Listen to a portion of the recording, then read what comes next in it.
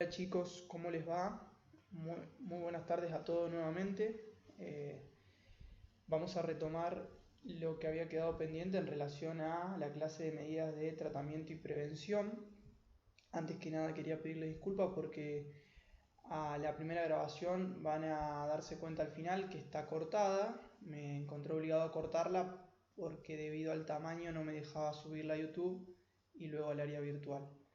Así que bueno, les recuerdo que habíamos dejado en la grabación previa, lo último que habíamos hablado era acerca de esta diapositiva que ustedes ven en este preciso instante de CPM. Era la última diapositiva de CPM y me quedaba mostrarles el video de CPM. En relación a CPM les hablé de la dosificación. Y lo que quisiera agregar en relación a la dosificación, que no se los dije, es el hecho de que se puede, o lo recomendable dentro de esa dosificación, es que se vaya incrementando 5 grados por día de movimiento en la aplicación de CPM. Les repito, la dosificación, por si alguno no lo anotó, son 6 a 8 horas diarias que hay que aplicarlo. Cada sesión implica 2 horas de aplicación por 2 horas de pausa, así hasta completar las 6 a 8 horas de aplicación al día. Un mínimo de 15 días se habla en la dosificación para ver los efectos, y lo que me había quedado pendiente de decirles es que lo recomendable es progresar 5 grados de movimiento por día. Quería sumarle eso, o que ustedes sumen eso a la dosificación que ya habíamos hablado. 5 grados de movimiento por día, siempre y cuando ese paciente no aumente el dolor, no aumente la inflamación, es decir, no tenga complicaciones. Se trata de que la progresión sea esa, de 5 grados por día. Ahora lo que ustedes van a ver es el video de CPM. En relación al CPM, permite regular la movilidad, permite dosificar también, además del grado de movilidad, la velocidad del movimiento, y permite predeterminar el tiempo de aplicación. En este caso, el video hablaba de que es un dispositivo que permite llegar hasta 120 grados de movimiento como máximo, y va de 0 grados de flexión a 120 grados de flexión. El dispositivo que ustedes ven ahí es una de las principales aplicaciones clínicas, que es para la rodilla. Así que bueno, es una de las herramientas que de estar disponible puede ser útil. Recordemos, sobre todo en una primera instancia, en los primeros días del postoperatorio, ahí es donde se debe aplicar el CPM. Excepto, que ya lo van a ver bien, en artroplastías completa de rodilla. Cuando el médico hace un reemplazo total de rodilla, las cicatrices por ahí son muy amplias, y ahí hay que tener un poco de precaución y esperar un poco más de tiempo para iniciar la aplicación del CPM. Bien, ahora lo que vamos a continuar es campos electromagnéticos pulsantes, o PEMF, también lo van a encontrar en su bibliografía. En relación a los campos electromagnéticos pulsantes, lo que debemos tener en cuenta es que el hecho de que sea pulsante lleva a que le permita al dispositivo también trabajar con frecuencias muy bajas, que son atérmicas, es decir, la aplicación de esta herramienta de fisioterapia no genera calor en los tejidos, como ya sabemos. También por ahí el hecho de que sea pulsante evita, algunos autores hablan de que evita la saturación en la membrana de lo que es el transporte de iones.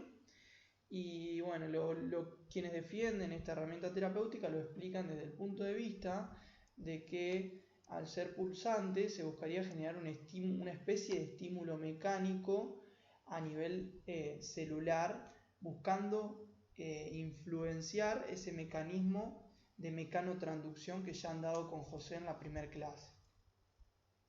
Pero bueno, el interrogante que siempre uno se hace es ese estímulo mecánico que nosotros aplicamos con la magneto, en este caso con el PENF. Más adelante vamos a hablar del IPUS, que son todas herramientas terapéuticas pasivas que implica acostarlo al paciente y aplicarle nada más que este dispositivo. Es el mismo estímulo mecánico que le podríamos aplicar con otra herramienta.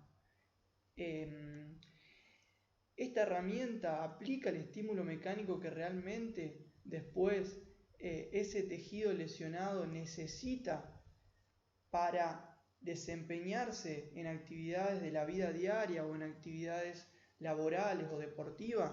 Está por ahí el estímulo mecánico que uno aplica con estos dispositivos está muy lejos de ser el estímulo mecánico que uno pueda aplicar con una actividad o con un ejercicio, ¿está? Y tenemos que tener en cuenta que nuestro objetivo es rehabilitar a esos tejidos a que puedan volver a su función. Por eso siempre está bueno planteárselo desde ese interrogante. Si estamos nuevamente habilitándolo a esos tejidos realmente para que soporten la carga mecánica que necesita para subir una escalera, si es un paciente que hace actividad laboral o para patear una pelota, si es un deportista, sea el ejemplo que sea. Bien, en relación a los efectos y aplicaciones de los PENF, los principales estudios y las principales aplicaciones rondan en torno a la consolidación de la fractura, a los retardos de consolidación y pseudoartrosis. Recordemos que los retardos de la consolidación y la pseudoartrosis se diferenciaban principalmente porque el retardo de la consolidación, si bien no consolidaba en el tiempo esperado, a la larga terminaba consolidando sin necesidad de cambiar el tratamiento. En cambio, recuerden que la pseudoartrosis también era una complicación ósea tardía, pero que a diferencia del retardo de la consolidación, la pseudoartrosis no consolidaba nunca y obligaba al médico a cambiar el tratamiento, a buscar un nuevo tratamiento quirúrgico. ¿En qué otro aspecto, en qué otro cuadro clínico ha demostrado efectos y aplicaciones los PENF? En osteointegración, vamos a ver estudios en relación a la osteointegración.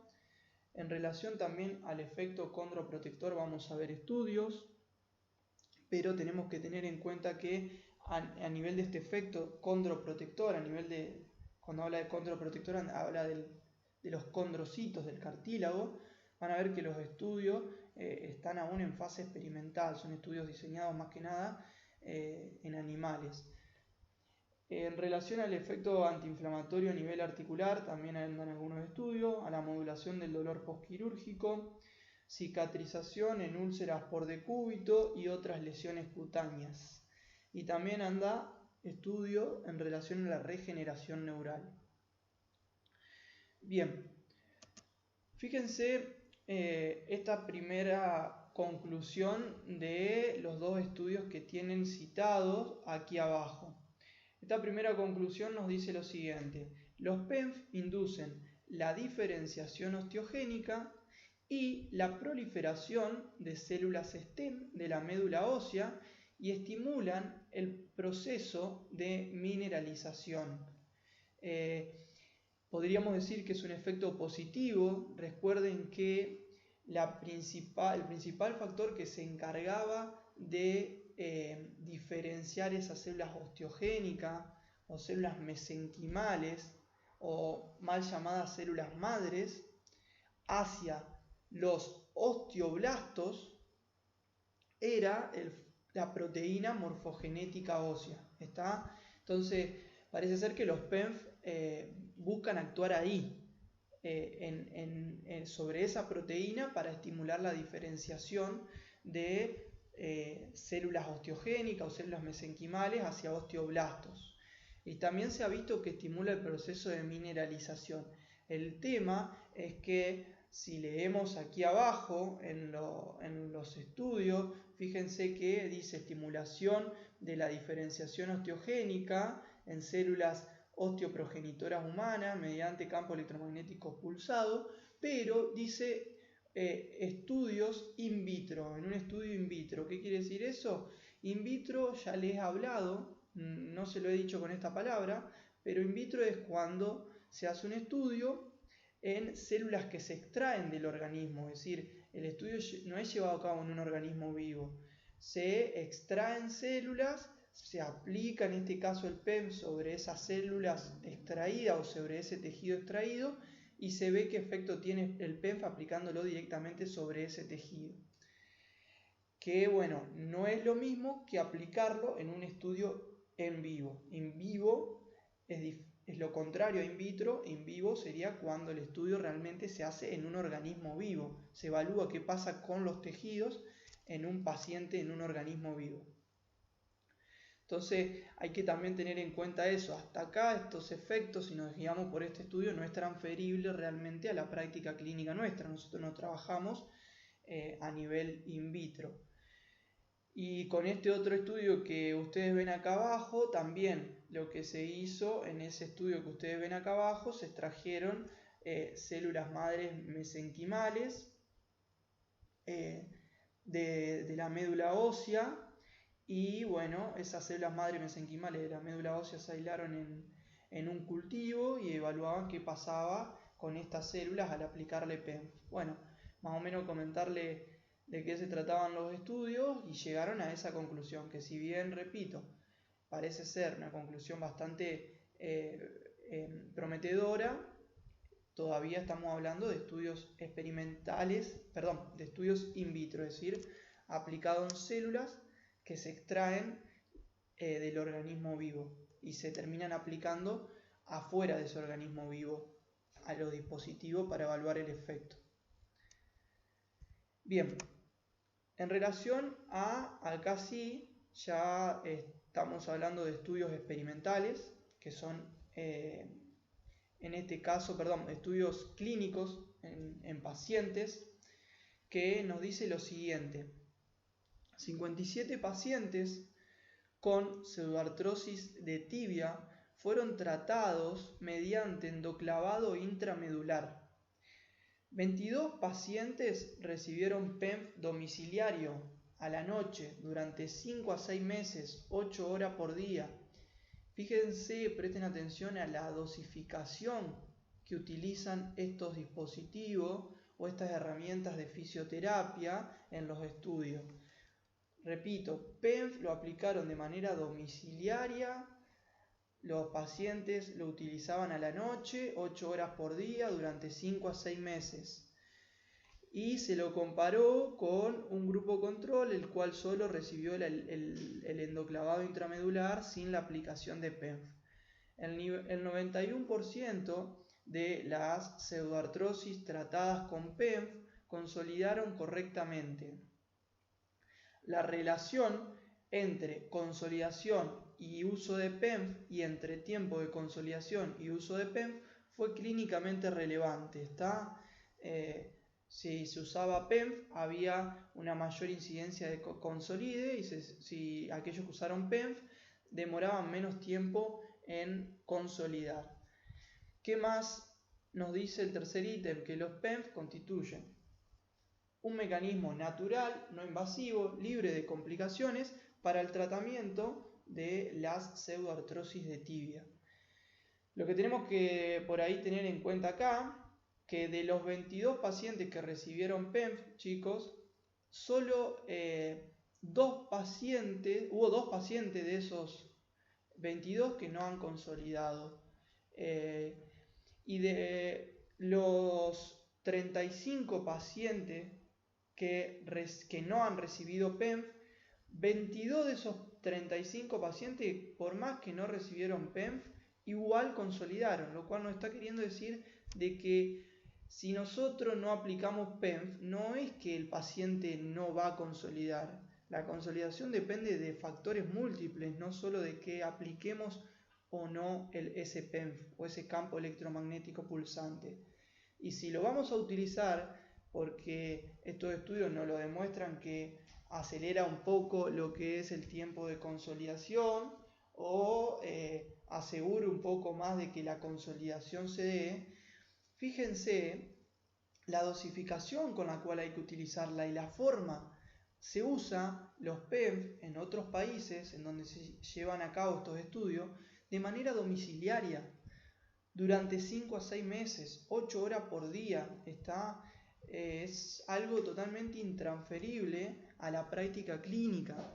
No podemos nosotros aplicar el PENF durante 30 minutos, 40 minutos, que es lo que dura nuestra sesión, 1 hora, y esperar resultados positivos, porque no hay estudios que lo hayan demostrado, ¿está? Ya vamos a ver que todos los estudios hablan de 6 a 8 horas de aplicación por día y de que el paciente lo debe aplicar de manera domiciliaria, ¿está? Bien.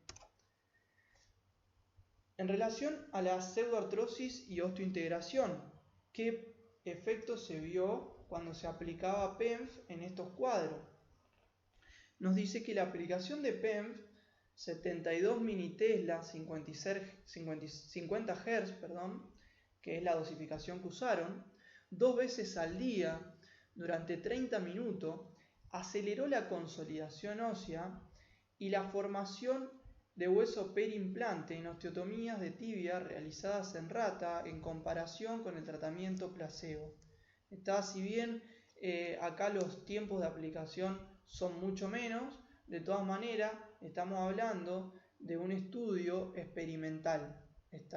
De un estudio, ¿por qué experimental? Porque se aplicó en ratas, osteotomía de tibia realizadas en ratas, ahí se aplicó. Entonces todavía sigue siendo un estudio que no se puede transferir a la práctica clínica y no nos podemos justificar de este tiempo de aplicación para obtener resultados positivos en pacientes, porque no es un estudio clínico, sino que es un estudio experimental en animales. Lo que ustedes ven en el segundo ítem, ahí sí estamos hablando de un estudio experimental, dicen 30 sujetos intervenidos por cirugía de revisión de artroplastía de cadera. Cirugía de revisión de artroplastía de cadera, para aquel que no lo recuerda, hace referencia a cuando aquellos pacientes que han sido sometidos a una artroplastía de cadera o a un reemplazo total de la cadera necesitan ser intervenidos nuevamente, ya sea por un aflojamiento aséptico, por desgaste de la prótesis o por una infección o por una fractura periprotésica o por lo que sea, necesita volver a ser intervenido quirúrgicamente, volver a ser revisado. De ahí viene cirugía de revisión de una artroplastía de cadera.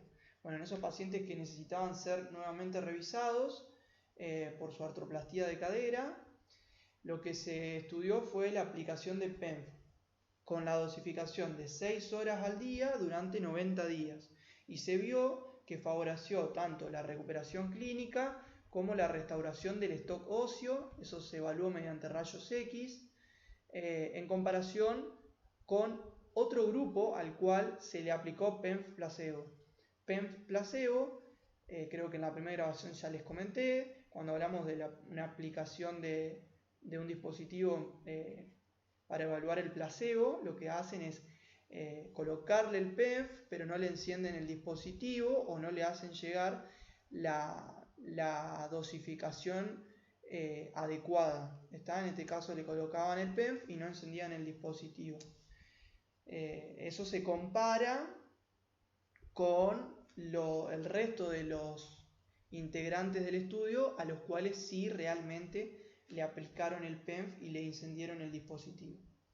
Entonces, si nos dejamos guiar por este estudio, podríamos decir de que nos podría ayudar un poco, porque dice que favoreció la recuperación clínica, como también la restauración del stock óseo. El tema es que tendríamos que volver a prestarle atención a la dosificación. 6 horas al día durante 90 días. Vuelvo a pasar lo que les dije en la diapositiva previa, que es algo totalmente intransferible a nuestra práctica clínica, en donde el paciente lo vemos como máximo 1 hora. Tenerlo al paciente 1 hora con magneto no nos determina nada en absoluto, porque hasta acá seguimos sin estudios que ese tiempo de aplicación demuestren resultados beneficiosos. En relación al cartílago articular, ¿qué pasó con el PENF cuando evaluaron los efectos del mismo en estos tejidos, en el cartílago articular? Dice, en cartílagos humanos explantados con grado 1 y 3 de osteoartrosis de rodilla, la exposición de PEMF 1,5 militesla, 75 Hz, generó actividad anabólica, incremento en la síntesis de proteoglicanos y previno la actividad catabólica de la interleuquina 1, demostrando el efecto condroprotectivo de este agente físico. Tengamos en cuenta que en este estudio que aparece en el primer ítem, está hablando de cartílagos explantados, de aquellos pacientes con osteoartrosis grado 1 y 3, lo que se hizo es extraer cartílago, conservarlo en un cultivo y estudiar el efecto del PEMF en ese cartílago. Por lo tanto, estamos hablando nuevamente de estudios in vitro, no in vivo. Por ende, nuevamente, este efecto condroprotectivo todavía no es transferible ni justifica nuestra utilización del PEMF en la práctica clínica. ¿Está? En relación al segundo estudio que ustedes ven ahí abajo, que dice un estudio de revisión de 9 ensayos clínicos randomizados. Cuando hablamos de randomizado, hablamos de que son pacientes que fueron distribuidos al azar, a un grupo control y a un grupo placebo. Y tengamos en cuenta que cuando hablamos de un estudio de revisión, recolecta varios estudios o revisa varios estudios. En este caso, este estudio de revisión del cual estábamos hablando, revisó 9 ensayos clínicos controlados randomizados, con un número total de 483 pacientes, como ven acá, y se demostró que los PEMFs son efectivos en mejorar los scores clínicos y la función en pacientes con osteoartrosis de rodilla y que debe ser considerado como un tratamiento coadyuvante en el manejo de dicha patología. Lo que acá tenemos que tener en cuenta es que la mejora en esos scores clínicos y en la función sobre todo fue evaluada mediante escalas de autoevaluación funcional o de autovaloración funcional. ¿Qué quiere decir esto? Que los pacientes lo que hacían, a los pacientes se les entregaba una planilla en la cual debían puntuarse o responder preguntas acerca de sus actividades de la vida diaria o actividades funcionales, y ellos, en base a la puntuación que le daban a cada pregunta, se llegaba a una puntuación final para concluir cuál es su capacidad funcional real. El inconveniente de estas escalas de autoevaluación o de autovaloración funcional es que muchas veces los pacientes lo que hacen es subestimar su capacidad funcional y se puntúan muy alto pensando que han recuperado muy bien su capacidad funcional, porque capaz que al no tener dolor piensan que su capacidad funcional ya está mucho mejor, y cuando realmente se les solicita a los pacientes que realicen pruebas funcionales, como ser subir y bajar escalera, como ser el test de marcha de 6 minutos que les hablé en la primera grabación, como ser pararse y sentarse de una silla, que son todos test que los van a hablar cuando den sobre todo el tema de rodilla. Bueno, ¿qué es lo que pasa? Cuando esos test o esas pruebas funcionales se le hace al paciente, ahí realmente uno se da cuenta que esos pacientes perdieron capacidad funcional, y no es que porque le alivió el dolor ya están mejor funcionalmente. Para mejorar la capacidad funcional no queda otra que entrenarla mediante ejercicios. Entonces por ahí tiene bastante sesgo el hecho de evaluar la función solo mediante escalas de autoevaluación o autovaloración funcional como realizaban en estos estudios. Por eso es que también hay que tomarlo con pinza la conclusión de esta revisión y de los estudios que encontró esta revisión. Además, más allá de esta crítica que uno le encuentra a este estudio de revisión, fíjense la conclusión. debe ser considerado como un tratamiento coadyuvante, es decir, no podemos solo aplicarle magneto a los pacientes, ¿está? Siempre se lo debe sí o sí combinar con otra cosa si es que vamos a cometer en cierta medida el error de pensar de que aplicándole un rato de magneto estamos generando algo en estos pacientes. Bien,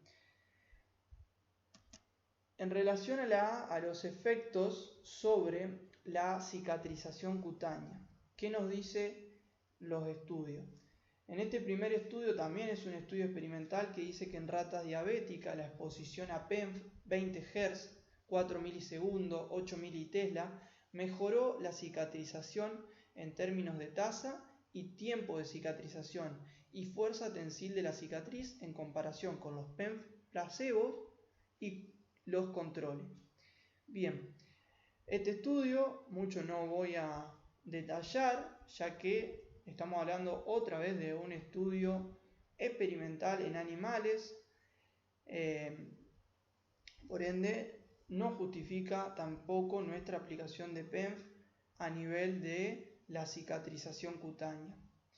Y van a ver que la evidencia en relación a la cicatrización cutánea es muy controversial, no hay nada totalmente fehaciente en cuanto a los efectos del PENF y las mejoras a nivel de la cicatrización cutánea. Lo van a ver también en el apartado de úlceras por presión. Este estudio o el segundo ítem, que es la conclusión del estudio que ustedes ven acá abajo, ubicado en segundo lugar en el recuadro, es un estudio que hay un error en sus apuntes, por lo tanto presten atención cuando van leyendo la parte de PENF. Hay una conclusión que es semejante a esta que ustedes leen en el segundo ítem, pero no corresponde a PENF, sino que corresponde a un estudio que evaluó la electroestimulación neuromuscular. El error es un error de tipeo, que sobre todo está el error acá donde dice electroestimulación neuromuscular, que ustedes ven acá en mi diapositiva. Bueno, ustedes ahí, en vez de tener electroestimulación neuromuscular, cuando encuentren esta conclusión tienen escrito PENF, pero el estudio no corresponde a PENF, corresponde a un estudio que evaluaba la electroestimulación neuromuscular. Le comento un poquito de este estudio, más allá de que, repito, no corresponde a PENF, sí corresponde a la temática de qué pasa en la cicatrización cutánea. Dice, en 34 pacientes con lesión completa de la médula espinal, la aplicación de electroestimulación neuromuscular y cuidado estándar para el tratamiento de úlceras por presión generó un resultado significativo a los 3 meses en términos de apariencia y superficie de cicatrización, en comparación con el cuidado estándar solo. Tengan en cuenta que esto ya también lo van a ver en úlceras por presión, pero aquellos pacientes, como pasa en esta población del estudio, aquellos pacientes con lesión completa de la médula espinal, del nivel de lesión hacia abajo, sabemos que no tienen activación motora, ni tienen lo que es actividad sensorial tampoco. Entonces, en esos pacientes que no tienen capacidad de movimiento desde el nivel de lesión para abajo y que no experimentan cambios por sí solo en la posición de su cuerpo porque no se pueden mover, son pacientes que tienen riesgo de desencadenar úlceras por presión o que terminan desencadenando lamentablemente úlceras por presión. ¿Por qué les comento esto? Porque es fundamental en esos pacientes que desencadenan úlcera por presión o que tienen riesgo de desencadenar úlcera por presión, es fundamental los cuidados estándares. Cuando hablo de cuidado estándar, hablo de una higiene adecuada, de una asepsia adecuada, de un reposicionamiento del paciente, de utilizar, ya van a ver diferentes tipos de colchones especiales, que lo van a ver en la clase de úlcera por presión, pero les digo esto porque si bien el electroestimulador neuromuscular realmente es beneficioso, y ya van a haber más estudios incluso en relación al electroestimulador neuromuscular en los casos de úlcera por presión, si bien realmente es beneficioso, es fundamental que esta herramienta de fisioterapia, que es el electroestimulador neuromuscular, sea combinado con cuidados estándar. ¿Por qué? Porque si al paciente no se lo reposiciona, no se le hace una asepsia adecuada, no se lo mueve y se lo deja siempre en la misma posición, supongamos boca arriba, va a generar, por ejemplo, una presión constante mantenida en el tiempo sobre el sacro o sobre la zona glútea, y eso va a dejar desprovisto de una buena vascularidad a esa región. Después de estar largas horas generándose compresión sobre las zonas, se van a comprimir capilares sanguíneos, y eso va a llevar a que no llegue la irrigación adecuada a esa región. Al no llegar la irrigación adecuada a esa región, obviamente que va a atravesar un riesgo de úlcera por presión. Obviamente que si desencadena una úlcera, por más electroestimulador que nosotros le apliquemos, no hay forma de prevenir o de mejorar esa úlcera. Por eso es que los estudios van a ver que siempre habla de un agente físico, en este caso el electroestimulador, combinado con cuidados estándares en estos casos de úlcera por presión. Espero haber sido claro en relación a esto de la importancia de los cuidados estándares, porque por más agente físico que le apliquemos, si al paciente no lo cambiamos de lugar y no le damos la posibilidad de que esa zona deje de estar comprimida y llegue una buena vascularidad, es imposible poder lograr curar esa úlcera por presión. ¿Está? De todas maneras, esto lo van a ver con más detalle cuando desarrollen el tema de úlcera por presión. En relación a los efectos antiinflamatorios a nivel articular. Bien, que ahora continuamos con PEM. Si bien se nos había filtrado un poco de manera errónea un estudio de electroestimulación neuromuscular, continuamos con lo que veníamos, que es con PENF. En este caso, ¿qué pasa con el PENF a nivel del efecto antiinflamatorio en las articulaciones? Nos dice lo siguiente, que la aplicación de PENF mediante un equipo E1 que utilizó entre 1,5 y 0,5 mini Tesla, se aplicó 4 a 6 horas al día durante 60 a 90 días. Otra vez hablamos de todos estudios, cuando hablamos de PENF hablamos de todos estudios que utilizan una dosificación sumamente imposible de transferirla a nuestra práctica clínica, a nuestra consulta diaria. 4 o 6 horas por día durante 60 a 90 días. En pacientes sometidos a artroscopía por reconstrucción del ligamento cruzado anterior o por tratamiento del cartílago de la rodilla. Se ha visto que la aplicación de este tipo de PENF aceleró la recuperación del ROM, mejoró el nivel de función y redujo la necesidad de tomar AINES. Si nos dejamos guiar porque es un estudio en pacientes, es un estudio clínico, podría ser útil para que nosotros lo usemos con los pacientes, pero no en nuestro consultorio. Imposible lo usemos, si lo vamos a usar, como se usa en estos estudios, de manera domiciliaria, 4 a 6 horas al día, durante 60 a 90 días, nos está diciendo. Y lamentablemente, otra de las noticias quizás podrían tomarla como negativa, es que los PENF, todos los PENF que se utilizan en estos estudios de los cuales le vengo hablando, son PENF totalmente diferentes a los que se comercializan en nuestro país. Fíjense la imagen del PENF que observan en esta diapositiva. Son PENF mucho menos engorroso, mucho más cómodo en su aplicación. El paciente lo puede utilizar mientras está desarrollando diferentes actividades porque son portátiles.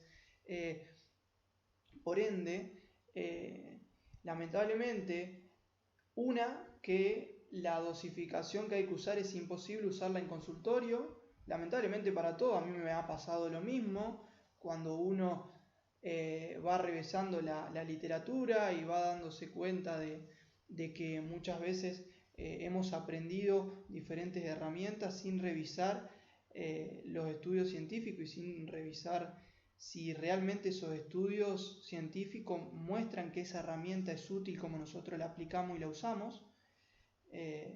Así que todos hemos pasado por lo mismo. Bueno, les continúo comentando de que son PENF que lamentablemente no se comercializan en nuestro país. Los agentes de fisioterapia comercializados en nuestro país no son los que se usan para los estudios científicos, por lo tanto es muy difícil también asegurarnos o saber si realmente producen los mismos efectos. Y por más que los produzcan, repito, imposible aplicarlo en nuestro consultorio, debido a la dosificación con las que se muestran resultados positivos en estos estudios científicos. Bien, voy a controlar, me queda hablar de la última diapositiva y después voy a controlar cómo marcha toda la grabación.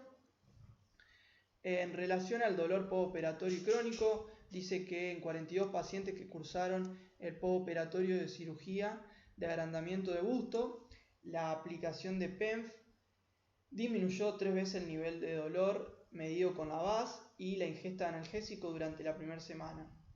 Críticas hacia este estudio, que utilizaron herramientas de evaluación para medir las variables como ser el dolor, que son herramientas subjetivas como ser la VAS, y otra cuestión a tener en cuenta es que los resultados se ven solamente a corto plazo, a largo plazo, solamente la primera semana, y también tener en cuenta de que